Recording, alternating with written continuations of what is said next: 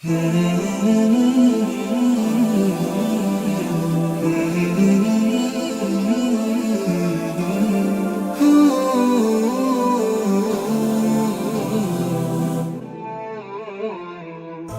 يجدد في المدى. Assalatu wassalam ala ashrafil mursalin wa ala alihi wa sahbihi ajma'in. Amma ba'd. Assalamualaikum warahmatullahi wabarakatuh. Mga kapatid sa Islam, dito naman po tayo para magbigay ng Islamikong pagpapayo patungkol ito sa pagkamuhi sa kapwa. Itong word na ito mga kapatid ay napaka-negatibo kasi nga nagdudulot ito ng gulo pagkus alitan sa bawat isa. Kaya po tayo mga Muslim ay dapat iwasan talaga na ito kasi nga nag-uugat talaga ito ng galit, inggit at hindi pagkakasunduan. Kaya dahil sa na ito mga kapatid sa Islam, tayo mga Muslim, nag-iingat talaga tayo sa mga ganitong mga negatibong damdamin. Alamin natin ang Islam sa puti hanggang sa itim. Ibig sabihin, sa mga positibo hanggang negatibo para lubos na maunawaan ng isang Muslim ang kanyang relihiyon. Para pag alam mo papunta ng paraiso o kaya paglayo sa impyernong apoy. Ganun po ang pag-aaral sa ating relihiyon. Kaya magpapasalamat talaga tayo na ang Islam ay pamamaraan ng buhay. Kasi nga ay tinuro sa atin lahat ng mga bagay para matuklasan mo na ito ay galing talaga kay Allah Subhanahu wa Ta'ala. Kaya ang pagkamuhi mga kapatid o kaya kawalan yan ng pagmamahal sa iba, yun ang ibig sabihin talaga ng pagkamuhi. Kawalan ng pagmamahal sa iba. Kaya sa Islam, turo sa atin, huwag tayo lumampas sa ating mga katuruan. Nagkakaroon tayo ng ganito mga damdamin. Ibig sabihin, nagkakamuhi din tayo. Pero ang ating pagkamuhi ay hindi dapat umabot sa pananakit ng iba. O kaya, huwag natin labagin ang kanilang mga karapatan. O kaya, maminsala ka. Kasi nga, mapapasok ka sa krimen. O kaya, mapapasok ka sa masamang pag-uugali. Kasi hindi mo yan matakasan ng ganitong damdamin. Sampol, namumuhi ka kasi nga ang tao na yan ay makasalanan. O normal lang yan, namumuhi ka talaga sa mga ganitong mga tao. Kasi nga, ayaw mo silang makasama, ayaw mo silang makita. Pero ang turo lamang ng Islam mga kapatid ay dalhin ka sana sa kaayusan. Ganito ang ating relihiyon, Kaya kasi nga kahit sa tamang pag-iisip mga kapatid, nagkakaroon tayo ng isip, kaya mga maayos mag-isip, sang-ayon talaga ito sa pagkamuhi.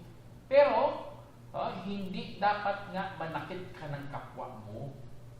Okay, dadalhin ka sa krimen. O kaya kasi normal talaga yun. Sampun, nakikita mo siya gumagawa ng masama. Siyempre, nagkamuhi ka sa kanya, hindi mo na siya nakausapin, o ano pa dyan mga bagay. Pero yun lang mga kapatid. Kasi nga, ito ang tinatawag natin pagkamuhi, pangrelihiyon. May mga nagalit ka para kay Allah. Mayroon ganung mga batas sa Islam mga kapatid. Hinggil sa Allah, para sa Allah. Kaya ang pakiramdam na yan, dapat alamin mo na mayroong mga alintunin yan. Kasi hindi talaga pwede magsama nga isang pula lang mga tao na tinatagihan nila si Allah Subhanahu wa Ta'ala. Napupukot sila kay Allah Subhanahu wa Ta'ala. Tapos, ang ano doon, siyempre umiiwas tayo sa mga ganitong mga tao. Pero alam mo talaga anong pakay natin dyan? Bakit tayo umiiwas? Bakit tayo nagkamuhi sa kanila? Anong pakay natin dyan? Ang pakay pala dyan, pagsunod sa batas ng Allah. At saka, magdudulot din yan ng napakalaking pakinabang para sa iyo. Para hindi ka maggaya sa mga ganitong gawain. Allahu Akbar. Ito palang pakay natin mga kapatid. Ay namumuhi tayo sa mga mapagtambal, sa mga mapagtakwil. Ang malaking ano talaga doon, gusto natin na baligtas tayo sa impyernong apoy. Para hindi natin sila magaya, na hindi natin sila masundan. Kaya nagiging ganap ang ating pananampalataya at nagiging kompleto dahil sa gawain na para lamang kay Allah subhanahu wa ta'ala. Ganun ang mahal natin propeta.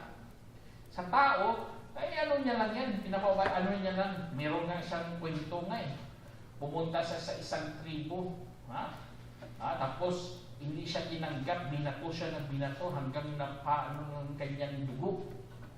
Tapos ano pag sinabi niya mga kapatid, subhanallah, ito pinakamatinding hadith talaga ito. Sinabi niya lang, alaw magfir li qawmi fa innahum la ya'lamun. Allahu Akbar, sabi niya, ya Allah, patawarin mo ang aking katribo sapagkat talagang hindi nila nalalaman. Tignan niyo, ganun ang dua ng propeta.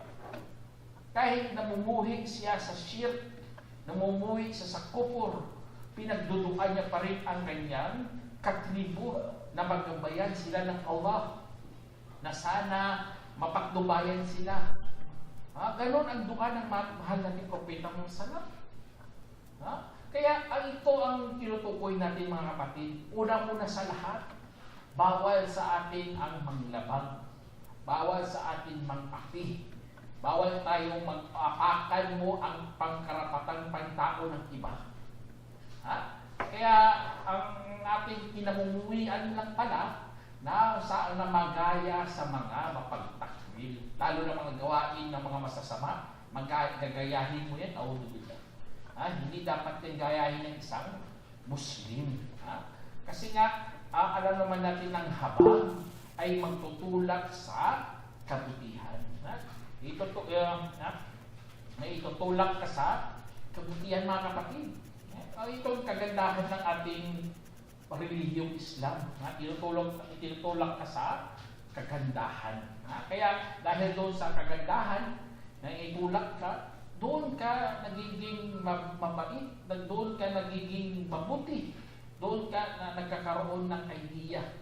Ang idea kung saan tayo gagawa ng kaya tignan niyo sa isa sa mga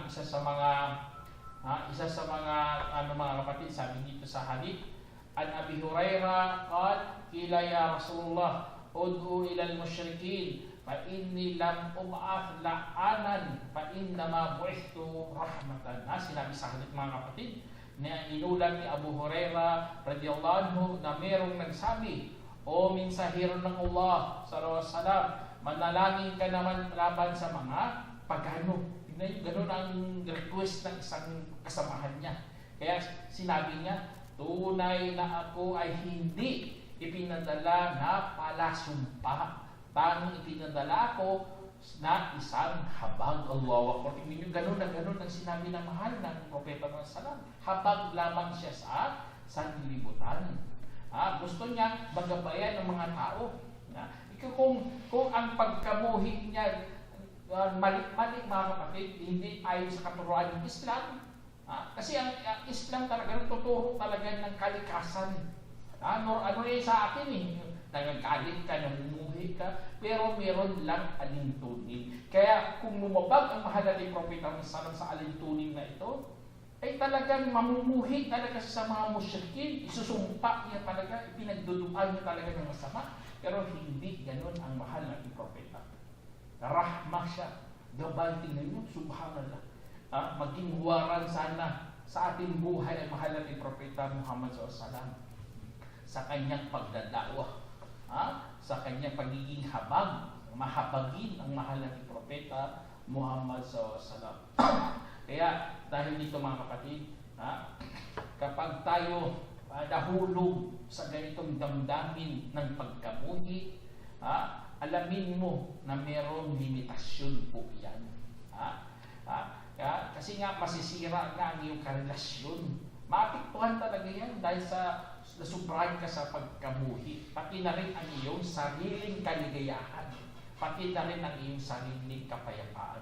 Kaya dahil doon mga kapatid, itong isa sa mga magandang katuruan ng ating reliyon. Kaya alam naman natin mga kapatid, ang Allah subhanahu wa ta'ala nag-utos sa atin na magiging makatarungan. Meron nga yung sinabi dito si Sheikhul Islam Taymiyah. Sabi niya, ang hustisya ay obligado para sa lahat at kaakibat ng lahat sa lahat ng pagkakataon. Ang pang-api ay hindi pinahintulutan kahit anuman hanggang sa ipinag-utos ng Diyos na makapangyarihan sa lahat, sa mga lahat ng manampalataya na tratuhin ng may katarungan ang mga mapagtaklod. Subhanallah. Ganun ang sinabi ni Sheikh Taymiyah kasi ganun ang religion natin. Tratuhin natin sila kahit hindi pa yan sila mga Muslim na mga maging makatarungan tayo. Kaya ang pagkabuhi, huwag sana, nga sinabi ko sa inyo, huwag sana nadaghin tayo sa magiging mapag-api. Dapat madaghin tayo sa pagiging mahabag tayo sa mga kanilang mga pinanggagawa. Kaya dahil sa habag natin, nagbibigay talaga tayo ng dawa. Inandawahan natin sila, inaanyayahan natin sila patungo sa liwanag. Katulad sa sinabi ng Allah subhanahu wa ta'ala sa Quran, sabi niya, Ya ayyuhalladhina amanu kunu qawwamina lillahi syuhada'a bil qist wa la yajrimannakum shana'anu qaumin ala alla ta'dilu i'dilu wa aqrabu lit-taqwa wattaqullaha innallaha khabirun bima ta'malun. Sinabi sa Quran mga kapatid, o mga yaong sumasampalataya, manindigan kayo para sa Allah bilang mga saksi sa katwiran at huwag talaga kayong magpabaya sa pagkamuhi sa isang pangkat upang hindi kayo magiging makatarungan. Maging makatarungan dahil iyon ang higit na malapit para sa pagkatakot at matakot kayo kay Allah. Katotohanan si Allah ang nakakabatid sa inyong mga ginagawa. Tingnan niyo, ganun na ganun ang sinabi ng Allah subhanahu wa ta'ala, magiging makatarungan. Huwag kang magpabaya na dadalhin ka ng iyong pagkamuhi sa tungo sa kawalan ng katarungan. Hindi ganun ang turo sa atin. Ang tao, normal yan sa tao, nagkakamuhi talaga siya. Na sampo na lang, naiinis na siya, namumuhi yan siya, nagagalit na siya. Pero huwag kang sana dalhin sa pagiging kawalan ng katarungan. Yun ang mali. Kaya ang negatibong emosyon po ito mga kapatid, pagdudulot kasi yan ng alitan, pagkawatak-watak, lalo na sa pamilya, sa komunidad, at lumalampas ka na rin sa katuruan ng Islam. Kaya dahil doon, ingat lang tayo mga kapatid.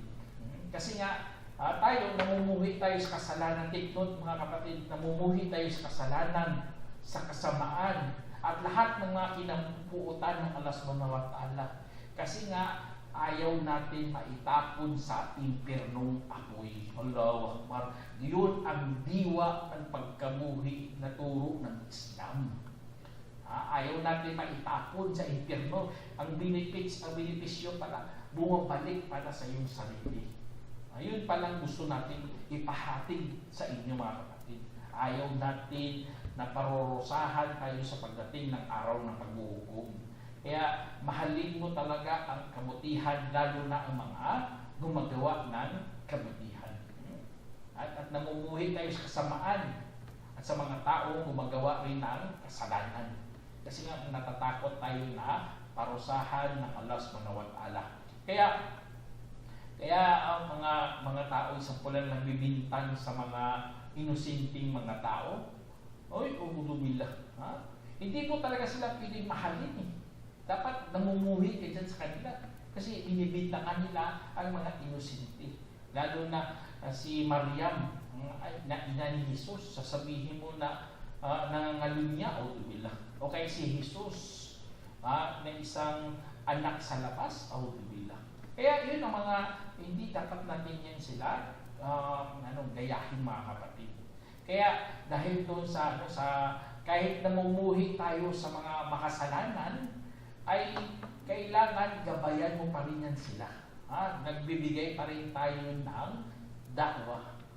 Kaya may hadith dito na an Sahal ibn Sa'd radiyallahu anhu, qala Nabi sallallahu alaihi wasallam, "Fawallahi la an yahdiyaka Allahu bika rajulan wahidan khairun laka min ayakuna laka humurul ni'am." Sinabi sa hadith na inulat ni Sahal bin Sa'd, kalugdan nawa siya ng Allah subhanahu wa ta'ala, ang sinabi ng Propeta Muhammad sallallahu alaihi wasallam, tunay na sumpa man kay Allah, tunay na kung meron pinapatnubayan si Allah dahil sa iyo ng isang lalaki, ay ito ay maging mas magandang pa para sa iyo na magkakaroon ka ng ulang kamilyo.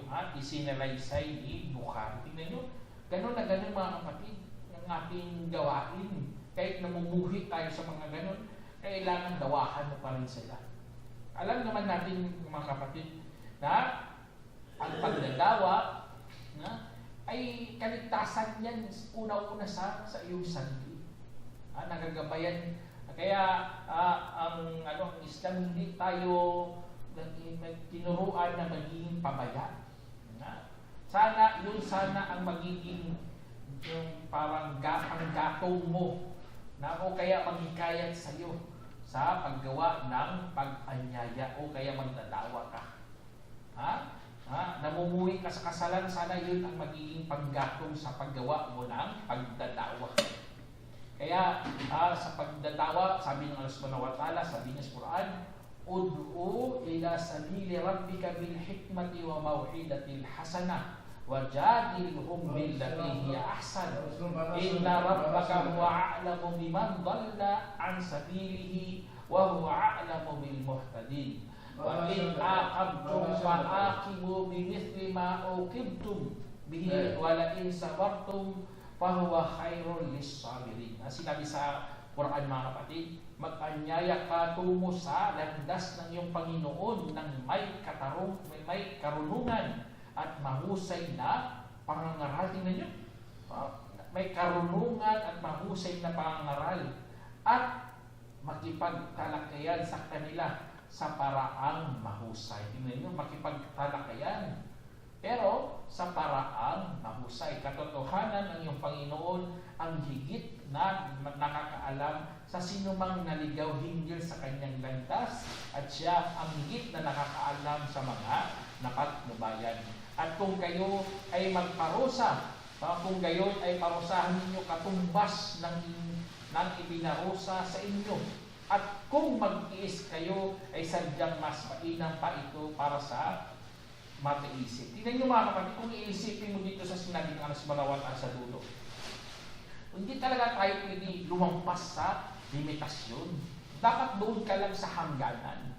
Pero kung sinabi dito, kung ang pagtitiis ginawa mo ay mas mainam pa. Allah, para sa mga mag-iisip. Kaya mga kapatid, ito encouragement sa lahat. Encouragement na huwag tayong lumampas sa pagkamuhi. At may hangganan talaga yan mga kapatid. Kasi nga, kahit ang Allah subhanahu wa ta'ala, lagi niya pinapaalalahanan tayo, sabi ng Allah, "Inna Allah ya'muru bil adli wal ihsani wa ita'i bil qurba wa yanha 'anil fahsya'i wal munkar wal baghi ya'idukum la'allakum tadhakkarun." Sinabi ng Allah subhanahu wa ta'ala sa Quran, katotohanan si Allah ay nag-uutos ng katarungan at kabutihan at pagbibigay sa mga kamag-anak at nagbabawal ng kalaswaan at kasalanan at paglabag. Pinapayuhan niya kayo upang baka sakali kayo'y makakaalala. Kaya dyan sa sinabi ng Rasulullah, pinapaalalahan tayo lang ng mga bawal at mga pwede. Kaya magiging makatarungan tayo mga kapatid. Ngunit may mga ibang tao talaga sa sobrang pagkamuhi niya. Anong dahilan? Dahil sa inggit. Itong nakakatakot mga kapatid, ang inggit. Nagsiselos dahil naiinggit ang tao niya. Kaya dahil sa inggit niya, namumuhi sa kanyang kapwa. Kaya ito magdudulot talaga ito sa pagkalugi at parusa para sa taong naiinggit. Insecure mga kapatid. Alam naman natin ang pagmamataas ay masamang ugali yan. Kasi nga, namumuhi ka sa mga taong mas nakakalamang sa iyo. Itong nakakatakot. Kaya sa Islam, bawal na bawal talaga ang pagmamataas o tinatawag nating kibir. Katulad sa sinabi sa hadith mga kapatid, na inulat ni Abdullah bin Mas'ud radhiyallahu anhu na sinabi ng Propeta sallam, la yadkhulul jannata man kana fi qalbihi mithqala dharratin min kibr. Sinabi sa hadith, walang makakapasok sa paraiso sa sino mang mayroong sa kanyang puso kahit kasing bigat na langgam na mula sa pagmamataas. Hindi nyo mula, kahit kasing bigat ng langgam. Napakaliit ng langgam. Ang iba kasi translate nila dito atom. Mali ko yun, hindi yun atom mga kapatid. Ang darra, ibig sabihin ng darra, langgam. Alam naman natin kapag ang langgam, ititimbangin mong langgam, walang walang hindi gagalaw ng timbangan. Pero kung mga maliliit na mga timbangan, gagalaw ka, pero maliit pa rin. Kaya kung ang iyong pagmamataas o kibir, ganun ka bigat ng langgam mga kapatid, hindi ka talaga papasukin ng Allah subhanahu wa ta'ala. Kasi nga, grabe talaga masamang epekto ng pagmamataas. Kasi nga, namumuhi nga siya sa mga nakakalamang sa kanya. Ayaw niya. Gusto niya, siya lang sikat, siya lang pakikinggan. Lahat ng mga tumataliwa sa kanya, nagagalit siya, subhanallah. Kaya mali talaga mga kapatid kapag ang tao ayaw siya masapawan ng iba. Dapat kung ikaw nag-iisip ng tama, sampulan lang sa mga kapwa, mga ngaral. Sa mga kapwa ko mga ngaral, wag ka sana kapitan ng kibir. Kasi nga, kung ikaw ayaw mo makinig sa iba, ayaw mo masapawan, ibig sabihin, meron ka ng kibir sa iyong puso. Yun ang nakakatakot. Kasi nga, ang sinabi ng propeta, walang makakapasok sa paraiso na mayroong kibir. Kaya, mga kapatid, yan, mga tanda yan ng taga-impirno. Ang kibir, ayaw siya masapawan. Gusto niya, siya lang sikat. Gusto niya, siya lang magsasalita. Hindi ganyan ang dawa natin mga kapatid. Ang ating dawa, magtanim ka at kung lumago ang iyong itinanim, Allahu Akbar, tapos siya nang nagsasalita, siya na nag-aanyay sa iba sa kabutihan, mapalad ka dapat. Dapat maging masaya ka. Hindi ka namumuhi, hindi ka nagagalit, hindi ka nagsisiyos, hindi ka naiinggit. Kasi nga, tagumpay ka sa pagdalawa mo. Na nagkaroon ng bunga ang iyong pagtuturo, ang iyong pag-aanyaya. Tapos meron ka ng tagapagmana sa iyong kaalaman. Na meron ng sumalo sa Islam. Ay hindi ikaw lang laging tatayo, hindi lagi ikaw magtuturo, ikaw lang lagi, subhanallah, kibir yun. Kaya tingnan nyo, meron na sinabi si Allah subhanahu wa ta'ala dito, itong dapat magiging sanang tumagos sa ating mga puso. Sabi ng Allah subhanahu wa ta'ala, ililihis ko ang aking mga palatandaan sa mga yaong nagmataas sa kalupaan na wala namang karapatan. Ililihis ng Allah kanyang palatandaan sa mga taong nagmataas.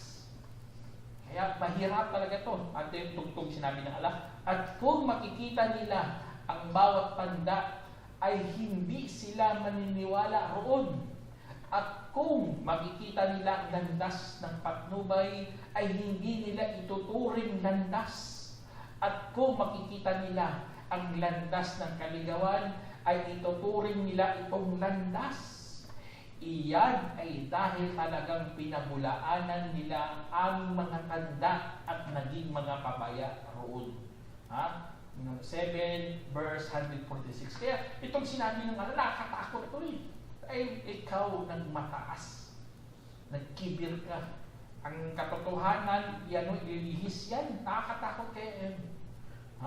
Hanggang tingin mo sarili mo, ikaw na lang bida, ikaw na lang ganito. Kaya mga kapag-system ito, sana bigyan tayo ng alas manawat ala ng proteksyon. Na hindi sana tayo mapabilang sa mga ganitong mga tao. Kaya ang pagmamataas, lalo na namumuhi siya sa katotohanan. Ayaw niya bigyan siya ng payo, ayaw niya sabihan siya ng katotohanan. Kasi nga, labag sa kanyang kalooban na mayroon nang nagpayo sa kanya. Mayroon nang mas magaling kaysa sa kanya, na mayroon nang mas maalam sa kanya. Yung kibir na kibir yun. Katulad ng nangyari kay Paraon, na mayroon nang payo na sa kanya, na mayroon nang anyay sa kanya, hindi niya tinanggap, hindi niya sinunod. Bagkus nagpatuloy siya, nagmatigas siya sa kubor, mga kapatid. Kaya dahil doon, hindi siya tinanggap ng alas manawat ala patungo sa paraiso. At huwag kang mabuhi sana sa mga nagpapayo, mga kapatid. Di dapat, huwag kang mabuhi sa tagapayo. Kasi nga ang mga tagapayo, alam nyo, meron din yan silang mga obligasyon. Meron din silang mga tungkulin na sinusunod. Katulad din sinabi ng alas manawat sa Quran dito, wala taktumus syahada wa may yaktumha fa innahu athimun qalbu wallahu bima ta'maluna alim. Sinabi ng Allah subhanahu wa ta'ala, at huwag ninyong ikukubli ang patotoo. At sino mang kumukubli nito ay talagang magiging makasalanan ang kanyang puso. At si Allah ang maalam sa inyong mga pinanggagawa. Kaya tingnan nyo mga kapatid, sinabi dito, nagigilty lang pala siya. Ang mga tagapayo, nagigilty lang niya sa kanya, sa kanyang sarili. Kasi nga, bakit hindi kanya pinaratingan ng katotohanan? Bakit hindi kanya sinabihan ng patnubay? Bakit hindi ka turuan sa tamang landas? Nagigilty lang niya. Kaya huwag kang mamumuhi sa mga tagapayo.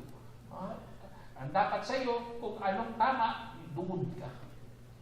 Kung kahit anong kalagayan mo sa buhay, kapag mayroong nagpayo sa iyo, tanggapin mo yan. Kasi nga, ang mga tao na lalo ng mga ikhlas, o mga taus-puso na nagbibigay payo, mga kapatid, nagigilty yan sila kapag kinukubli nila ang katotohanan. Allahu Akbar. Kaya bilang Muslim, mga kapatid, doon natin maunawaan ang ating relihiyon ay nagiging tama. Doon malalaman natin ng Islam ay nagtuturo ng tama. Kaya dahil doon sa mga mapagmataas, mga kapatid, marami talagang mapapahamak sa kibir, mga kapatid. May mga tao na kibir masyado, ayaw niya makinig, ayaw niya. Alam niyo, mga kapatid, sa araw paghuhukom, ang mga nagpapayo sa katotohanan ayaw mo tanggapin. Babaliktarin ng Allah subhanahu wa ta'ala ang mga taong nagmahalan sa kasamaan. Alam naman natin yan. Sabi ng Allah subhanahu wa ta'ala, akhillau yawma idin ba'duhum li ba'din adu illa al-muttaqin. Sabi namin ng Allah, ang mga matatalik na magkaibigan sa araw na yaon, sa isa't isa ay magkalaban bukod sa mga palataya. Tingnan niyo. Ganon na ganon ang mangyari. Inshallah, sana may napulutan ng aral, mga kapatid. Hanggang dito na lang. Assalamualaikum warahmatullahi wabarakatuh. Hello? Alhamdulillah, jazakallahu khairan fi dunya wal akhirah wa barakallahu fi Ustad. Sa napaka